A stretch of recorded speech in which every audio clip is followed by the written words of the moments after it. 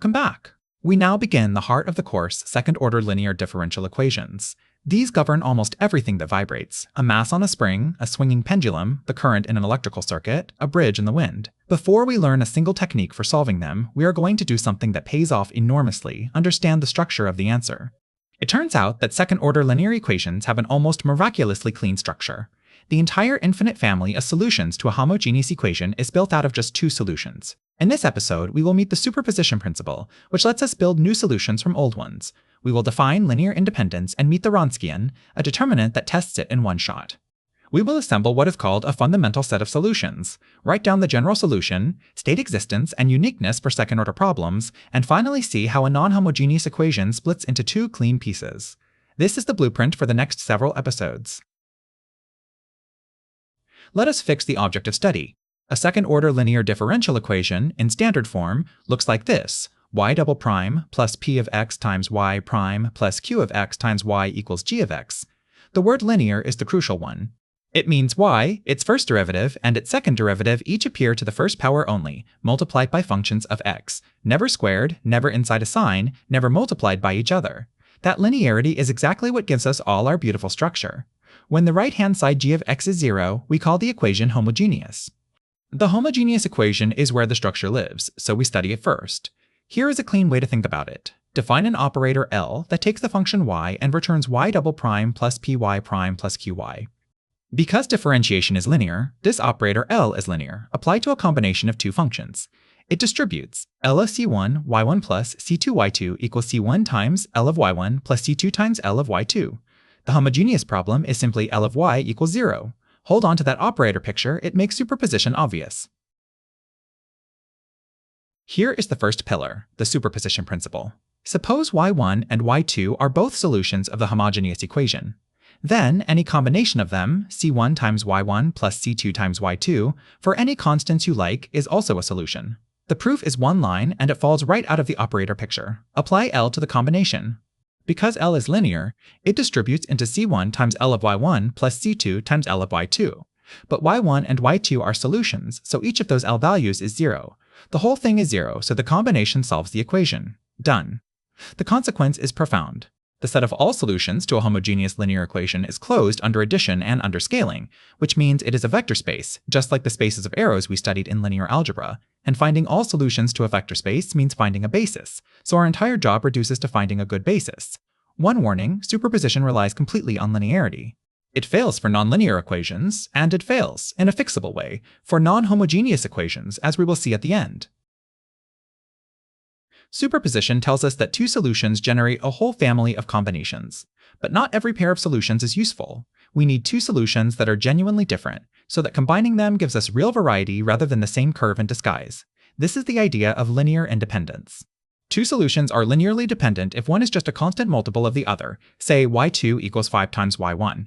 Then any combination of them collapses back to a multiple of y1, giving only a one-parameter family. Useless for our purposes. Two solutions are linearly independent when neither is a constant multiple of the other. The formal definition: the only way a combination c1y1 plus c2y2 can be identically 0 for all x is if both constants are 0. Independence matters because only an independent pair spans the full two-parameter family of solutions, and we need two free parameters to match two pieces of initial data, a starting value and a starting slope.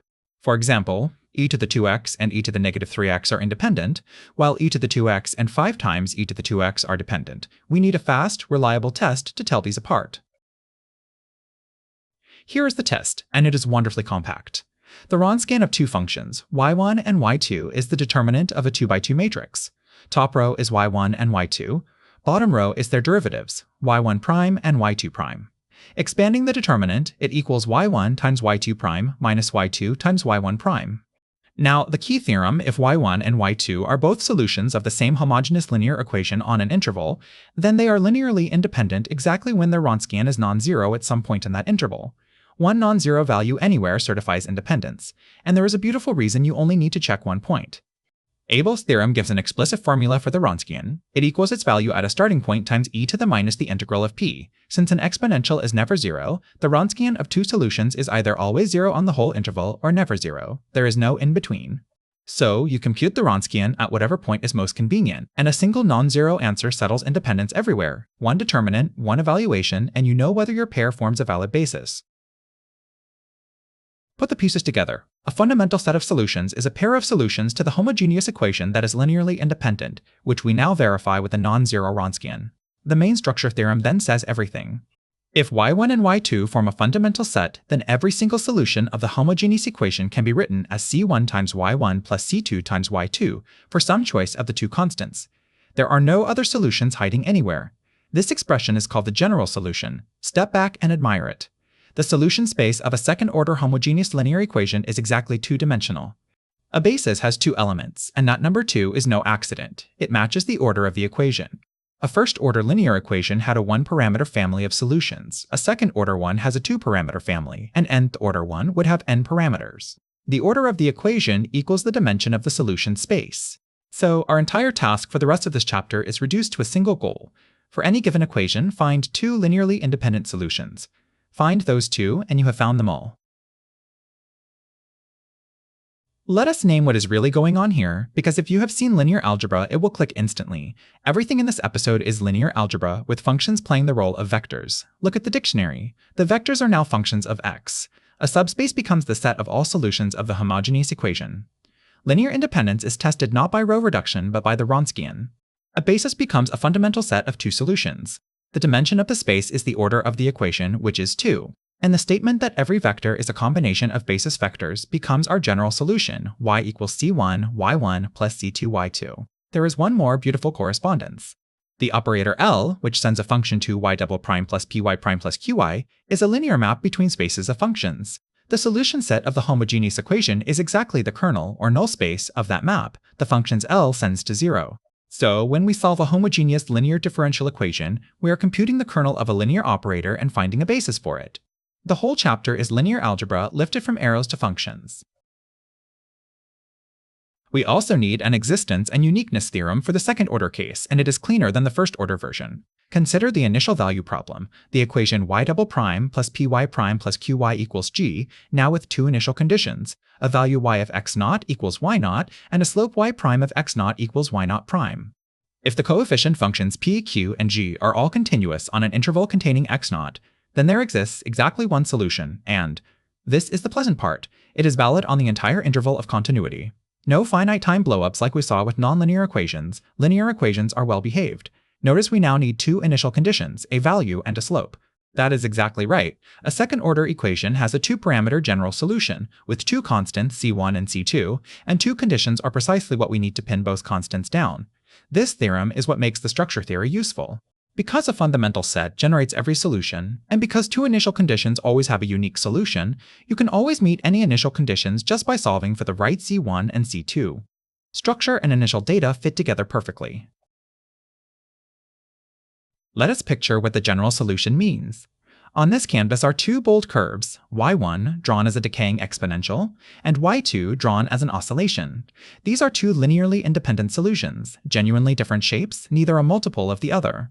Behind them, in faint gray, are many more curves. These are the various combinations c1 times y1 plus c2 times y2 for different choices of the constants. Together, they fill out the entire two-parameter family of solutions. Every faint curve is a legitimate solution of the same homogeneous equation, and every solution that exists appears somewhere in this family. Now one curve is highlighted in a warm accent. It passes through a specific marked point at a specific marked slope, that is one initial value problem. Out of the whole two-dimensional family, the two initial conditions select exactly one curve by fixing c1 and c2. This is the geometric meaning of everything we have built, a two-dimensional space of solutions and two conditions that pick out a single member of it.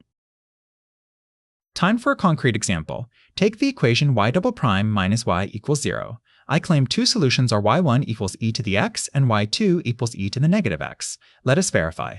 The second derivative of e to the x is e to the x is e to the x minus e to the x is 0. It solves the equation. The second derivative of e to the negative x is also e to the negative x, so that one warps 2. Both are solutions. Now check independence with the Wronskian. The top row is e to the x and e to the negative x. The bottom row is their derivatives, e to the x and negative e to the negative x.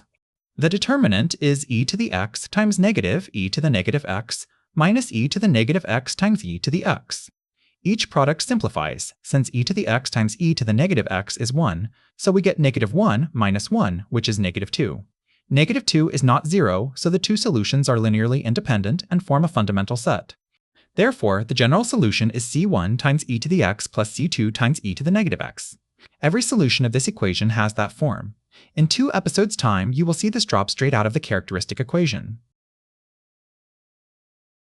Now let us use that general solution to solve a full initial value problem. Same equation, y double prime minus y equals 0, but now with 2 conditions, y of 0 equals 2 and y prime of 0 equals 0. The general solution is c1 times e to the x plus c2 times e to the negative x.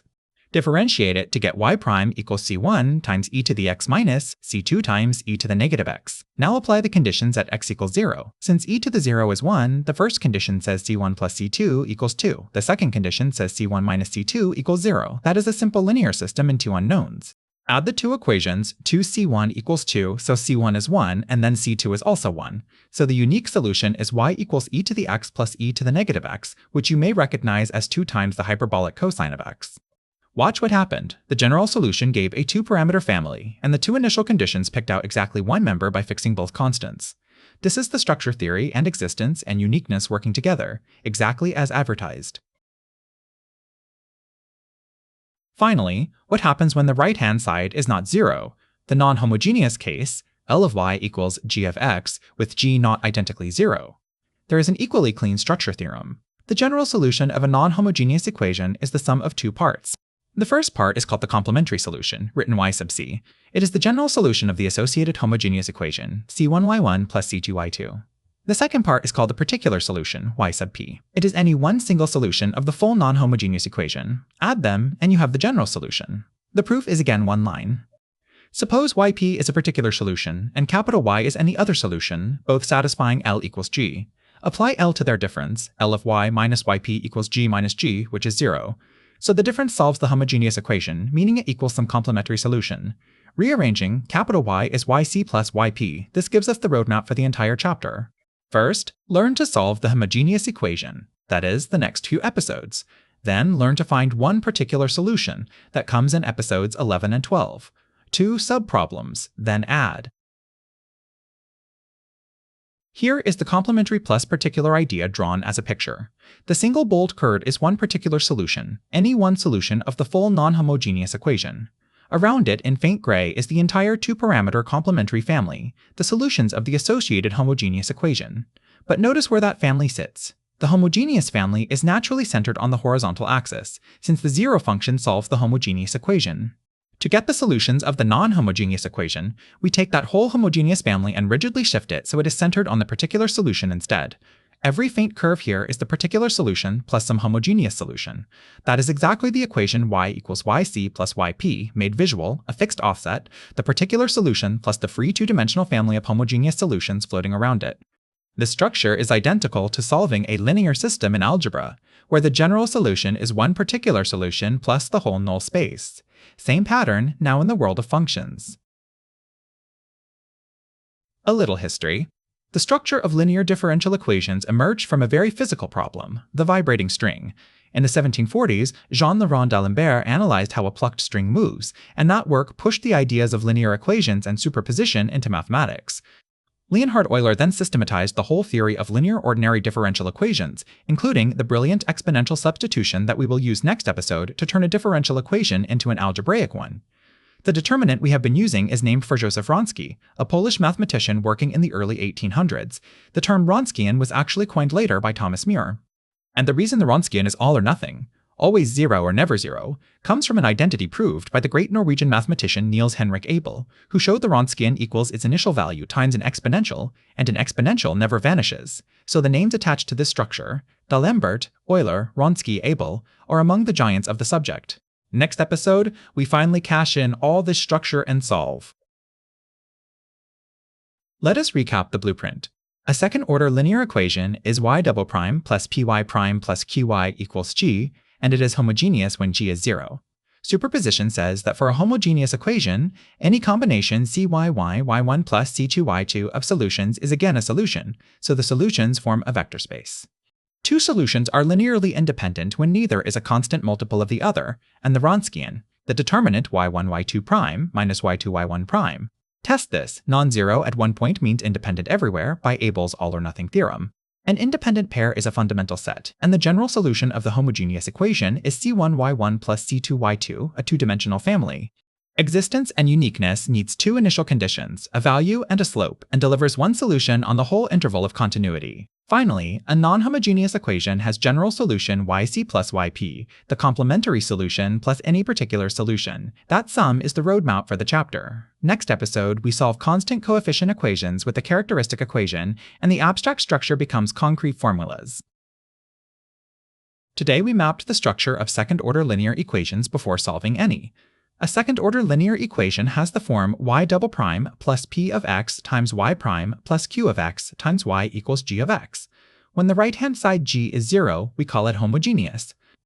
The first big idea is superposition. For a homogeneous linear equation, if y1 and y2 are both solutions, then any combination, c1 times y1 plus c2 times y2 is also a solution. The solutions form a vector space. The second idea is linear independence. Two solutions are independent when neither is just a constant multiple of the other. To test this in one step, we use the Wronskian, the determinant whose top row is y1 and y2, and whose bottom row is their derivatives, y1 prime and y2 prime. If the Wronskian is non-zero at even one point, the two solutions are independent and form a fundamental set.